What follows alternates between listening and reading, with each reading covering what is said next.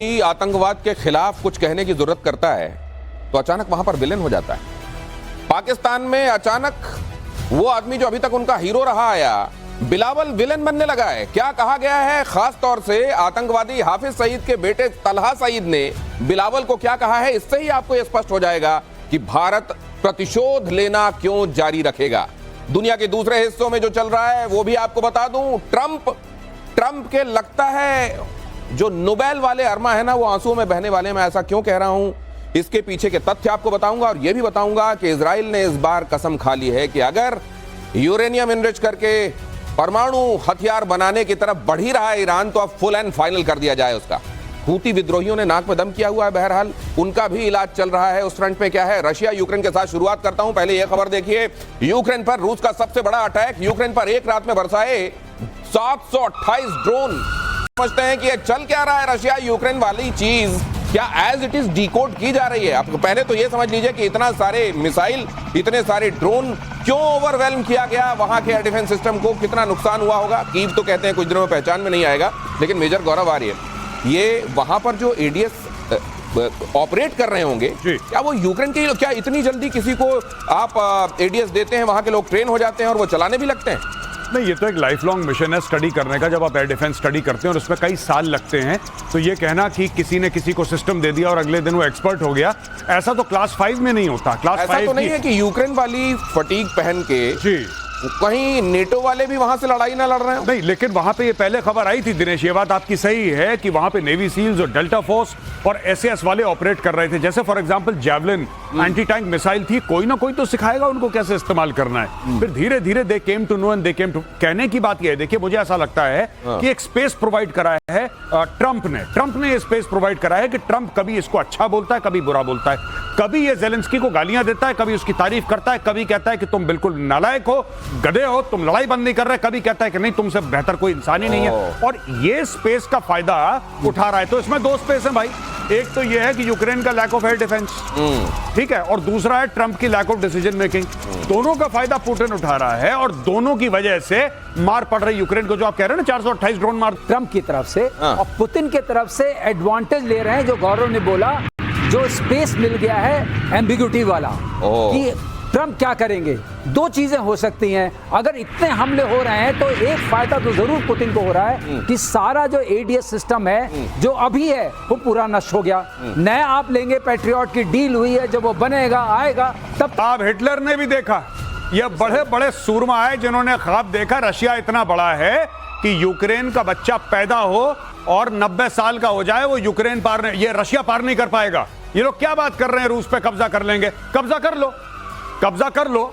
Russia क्या करेगा? Winter का वेट करेगा। सेकेंड वर्ल्ड वॉर की बहुत बड़ी कहानी है। जब बोला था कि कौन है तुम्हारा सबसे बड़ा जनरल, तो रशियंस ने बोला इट इज जनरल विंटर। कह रहा है कि हमारा सबसे बड़ा जनरल है जनरल विंटर, आने दो जनरल विंटर को। जनरल विंटर कौन है? कह रहा भाई जब नवंबर होगा तब पता लगेगा जनरल विंटर कौन होता है।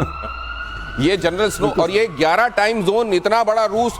खैर, कब्जे की जो बात की जा रही है, पहले वो तो छुड़ा लो जो तुम्हारे वाले रशिया के कब्जे में है, फिर ये बात करना कि हम जाकर वहां कब्जा करेंगे। बहरहाल इसमें बहुत सारा आप जानते हैं, इसमें माइंड गेम भी होता है। और भारत पर फिर हमले की साजिश रच रहा है जैश। जरा ये खबर देखिए, जैश के चीफ और मेजर गौरव आर्य आपको ये लगातार बताते हैं कि वहां जिस तरीके से मदरसे चल रहे हैं, वो मुजाहिद बनाने वाली फैक्ट्री है और न जाने कितने सालों तक वो मुजाहिदों की सप्लाई कर सकते हैं, क्योंकि वो फैक्ट्री वहां चल रही है। और एक बार इसी की बानगी यहां इस बयान में कहते हैं मसूद अजहर वहां है नहीं जी, कहां से ऑपरेट कर रहा है? देखिए, ये कहीं से भी ये है पाकिस्तान के अंदर, क्योंकि पाकिस्तान के अंदर इसको स्टेट की सेफ्टी और सिक्योरिटी मिल रखी है।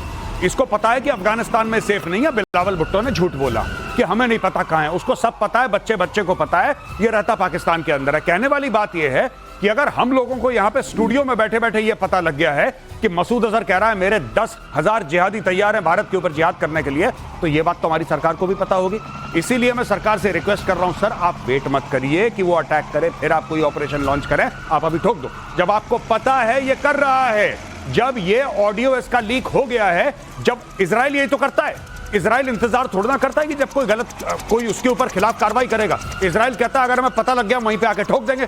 This is exactly what India must do. आपको पता है कि मसूद अजहर प्लान कर रहा है, बात लीक हो गई है, मारो ब्रह्मोस इसके। ये बिलावल क्या मसूद अजहर से ज्यादा डरता है और हाफिज सईद से कम? हाफिज सईद को हम दे देंगे, और मसूद का कुछ पता नहीं है। ये लग रहा है जैश का खौफ ज्यादा है बिलावल। आई थिंक बिलावल को ये पता नहीं कि बोल क्या रहा है। एक बड़बोलापन होता है ना, उसके घर में पत्थर पड़ रहे हैं, किसी काम का ना हाथ धाम का, कोई पोजीशन नहीं है, लेकिन बोल दिया हम दे देंगे।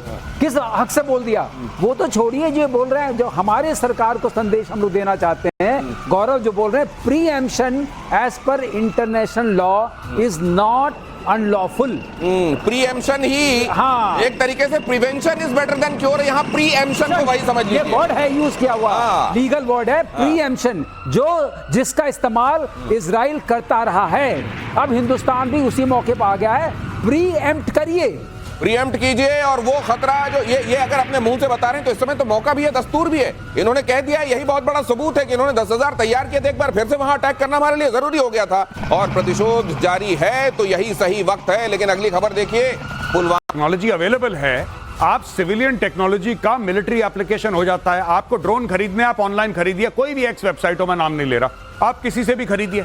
आप होम एक्सप्लोजिव बना के उसको एक फ्लाइंग मिसाइल बना सकते हैं। टोटल खर्चा आपका 70,000 75,000 रुपए। You can make it into a small flying missile, ये पॉसिबल है और लोग करते हैं ऐसा, यही करा है। अब इसमें इंटरनेशनल जो आपके जैसे पेपैल वगैरह हैं, उनका भी इस्तेमाल करा गया है इसमें। फंडिंग कैसे करो, पैसा कैसे दो, इंटरनेशनली पेपैल के थ्रू भेजा, तो पेपैल ने एक अकाउंट को ब्लॉक भी करा जब उनको यह पता लगा कि इंटरनेशनल इसमें टेररिस्ट फंडिंग इस तरीके से हो रही है। तो इस चीज का भी ध्यान रखना पड़ेगा और कानून और सख्त करने पड़ेंगे। मैं एक चीज कह रहा हूं गौरव, मुझे याद आ रहा है, जो FATF है, इसका नाम है फाइनेंशियल एक्शन टास्क फोर्स। हाँ जी सर, इसको फेल्ड एक्शन टास्क फोर्स बोलना चाहिए। अगर पाकिस्तान को आपने ग्रे लिस्ट नहीं किया, पाकिस्तान को आपने ब्लैक लिस्ट नहीं किया, और इतने सारे रहा है आपको कि इजराइल ईरान पर एक बार फिर टूट पड़ेगा। नहीं देखिए, कल ही आपने इसको कवर भी करा था अपनी शो पे कि किस तरीके से चाइना दोबारा आर्म कर रहा है ईरान को।